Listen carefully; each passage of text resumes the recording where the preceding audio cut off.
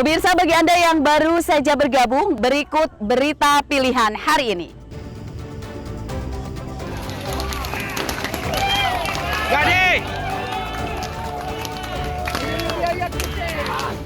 Rumah pedagang siomay terduga sebagai pelaku pembunuhan seorang penagih utang koperasi simpan pinjam dibakar massa.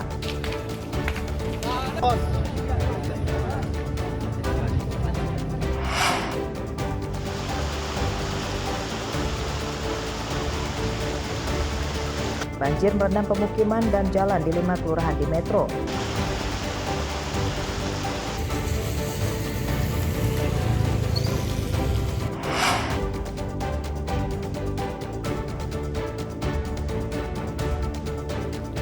Harga biji kopi terus merosot. Petani di Lampung Barat kian khawatir harga kopi kembali ke masa lalu.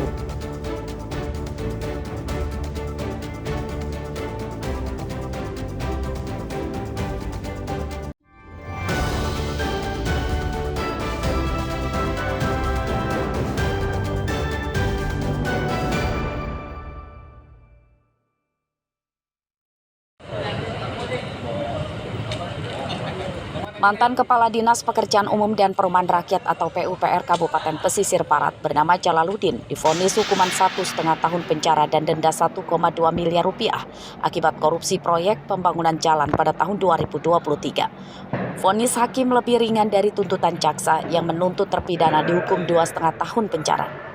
Terpidana Jalaluddin terseret dalam kasus korupsi yang melibatkan mantan anggota DPRD Pesisir Barat bernama Supardi selaku pemilik proyek tersebut yang telah dijatuhi vonis hukuman 2,5 tahun penjara. Dalam sidang yang digelar di Pengadilan Negeri Bandar Lampung pada Kamis siang mengungkap, kedua terpidana sekongkol mengorupsi proyek pembangunan jalan lintas Marang hingga Kupang Ulu Pesisir Barat. Terpidana Jalaluddin yang saat itu selaku Kepala Dinas PUPR menandatangani pencairan proyek meski pengerjaannya oleh kontraktor tidak sesuai dengan rencana anggaran belanja atau RAP.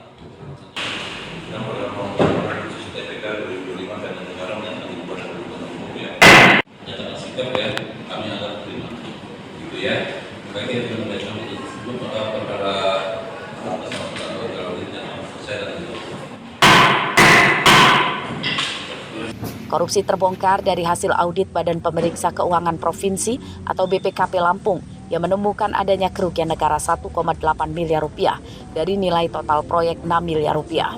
Temuan tersebut kemudian ditindaklanjuti oleh petugas Kejaksaan Negeri Lampung Barat yang memiliki wilayah kerja hingga Kabupaten Pesisir Barat.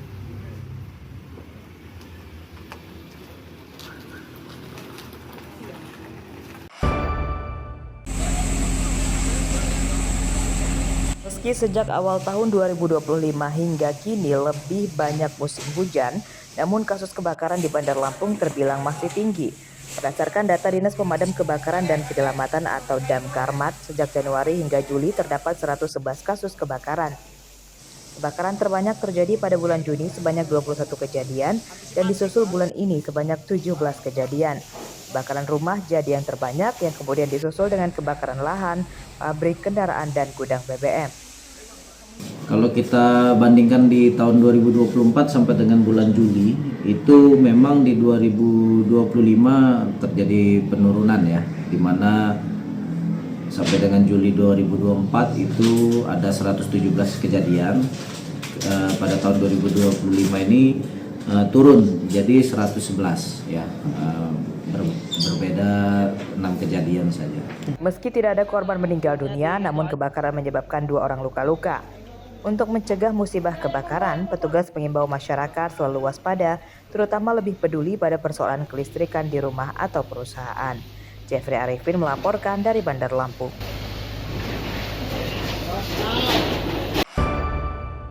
Beserta jajarannya dari segala penjuru, baik itu dari Polres maupun dari Dandim. Revitalisasi Pasar Dekon Kota Bumi Lampung Utara menuai protes. Kamis pagi, ratusan pedagang Pasar Dekon menggelar unjuk rasa ke kantor Bupati Lampung Utara. Unjuk rasa dijaga ketat polisi dan polisi Pamung Praja.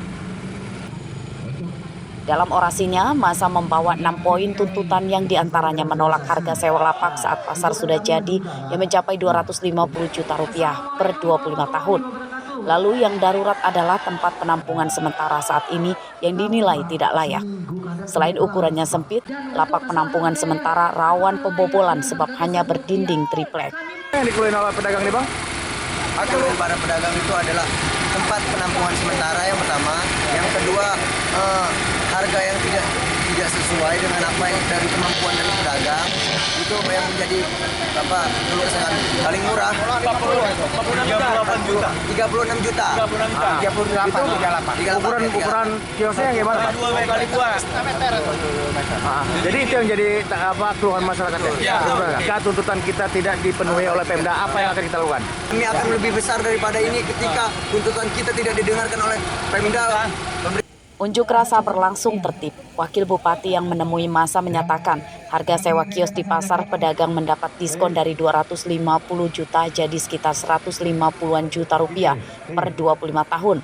Hal tersebut juga sudah disetujui oleh pihak pengembang pasar Dekon. Menyampaikan aspirasi secara damai, ya kan ya. Tentu memang sudah kita bahas kemarin banyak hal-hal yang sudah kita berikan kebijakan baik oleh pengembang maupun pemerintah. Seperti contoh harga sudah turun, yang tadinya 250 sekian menjadi 199. Sudah ada penurunan 15%. Nah, tetap masalah perluasan lapak-lapak yang ada itu memang sudah diperluas dan diperluas. Nah, tentu memang ini kan darurat namanya, sementara semua, ya kan. Kalau kita mau berleha-leha mewah ya mungkin agak-agak sulit juga dengan waktu yang sempit, ruang yang sempit kira-kira gitu. Coba nanti masalah harga yang 30% itu kita sampaikan, karena bukan domain kita juga untuk ngatur-ngatur harga, itu kan ada di wewenang pihak pengembang ya. Mereka punya hitungan sendiri gitu ya. Revitalisasi Pasar Dekon jadi pasar modern ditargetkan selesai 2 tahun. Pembangunannya dilakukan oleh pihak swasta dan nantinya kewenangan biaya sewa kios dikelola oleh investor.